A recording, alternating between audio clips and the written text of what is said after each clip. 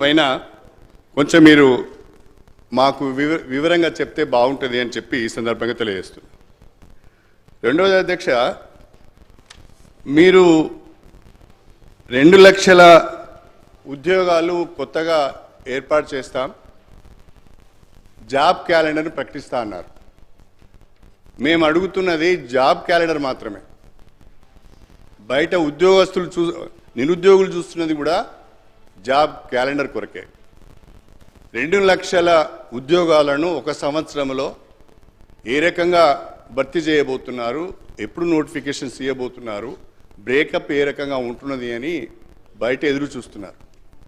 కానీ చాలా కన్వీనియంట్గా మా ముఖ్యమంత్రి రేవంత్ రెడ్డి గారు, అదేవిధంగా బట్టి విక్రమార్క గారు, గత ప్రభుత్వము నోటిఫికేషన్లు ఇచ్చి ఎగ్జామినేషన్స్ కండక్ట్ చేసి రిజల్ట్స్ ఇచ్చి ఎలక్షన్ కోడ్ వల్ల నియామక పత్రాలు ఇవ్వక ఆగిపోవడం వలన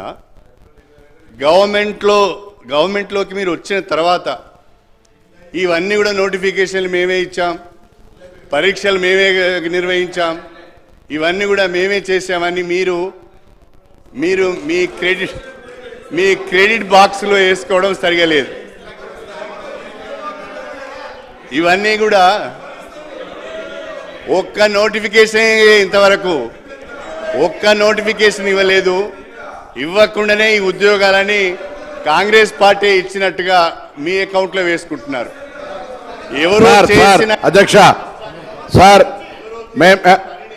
మేము ఎక్కడ కూడా ప్రతి నియామక కార్యక్రమంలో నేను హైదరాబాద్ ఇన్ఛార్జ్ మంత్రికి పాల్గొన్న అధ్యక్ష, ఎక్కడ ముఖ్యమంత్రి గారు కానీ ప్రభుత్వం కానీ మేము నోటిఫికేషన్ అని చెప్పలేదు.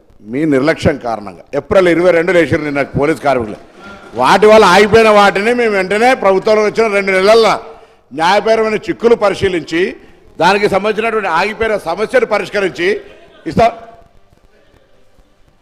మీరు ఇప్పుడు గౌరవ సభ్యులు మీరు నిన్ననే ఆ వార్నింగ్ ఇచ్చినారు సార్. మేము కూడా చెప్పినాం, కొద్దిగా ఈ బెదిరించులు ఈ మాటలు ఇంకా అధికారంలో అనుకుంటే పొరపాటు, జాగ్రత్తగా మాట్లాడాల్సిన అవసరం ఉన్నది. నేనేమంటున్నా, శ్రీహరి గారు గౌరవ మాట్లాడినటువంటి భాషకు సంబంధించి వారు అన్నటువంటి మేము ఎక్కడ కూడా ప్రభుత్వంలో ఇప్పుడు మీ 2 నెలల ఎందుకు సార్, ఇప్పుడు 2 నెలలనే నోటిఫికేషన్ వేయలే.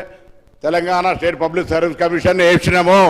Telangana state public service commission నియమించింది ప్రభుత్వము. నోటిఫికేషన్ల ప్రక్రియ కొనసాగుతుంది. నోటిఫికేషన్ల ఉద్యోగం వేస్తూ ఓపిక పట్టండి. మీ ఉద్యోగాలు వేయని ఉద్యోగాలు వేరేటోళ్ళకి రావాలనుకుంటే ఎట్లా అధ్యక్ష? తప్పకుండా ఉద్యోగాలు ఇస్తాం. మీ ఉద్యోగాలు వేయడానికి వేరేటోళ్ళకు ఉద్యోగాలు రావాలనుకుంటే ఎట్లా అనేటువంటి మాటని ఈ సందర్భంగా జ్ఞాపకం చేస్తాం. గౌరవ మంత్రివర్యులు ప్రభాకర్ గారు ఒక మాట అయితే చాలా స్పష్టంగా ఒప్పుకున్నారు. మేము నోటిఫికేషన్ ఇవ్వలేదు, మేము ఇచ్చినామని చెప్పలేదని. నేను గౌరవ ముఖ్యమంత్రి గారు సభలో ఉన్నారు, వారిని నేను మీ ద్వారా అడిగేది ఏంటంటే,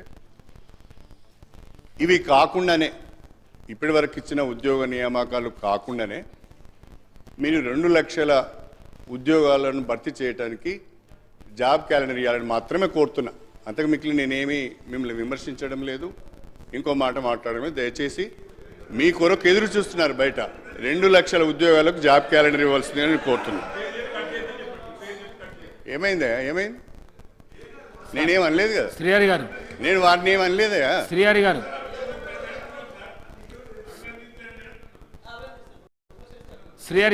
ముఖ్యమంత్రి గారు ఇట్లయితే కష్టం. నేనేమో చాలా శ్రీహరి గారు సభా సాంప్రదాయాలకు కట్టుబడి మాట్లాడుతున్నాను అధ్యక్ష. అదేవిధంగా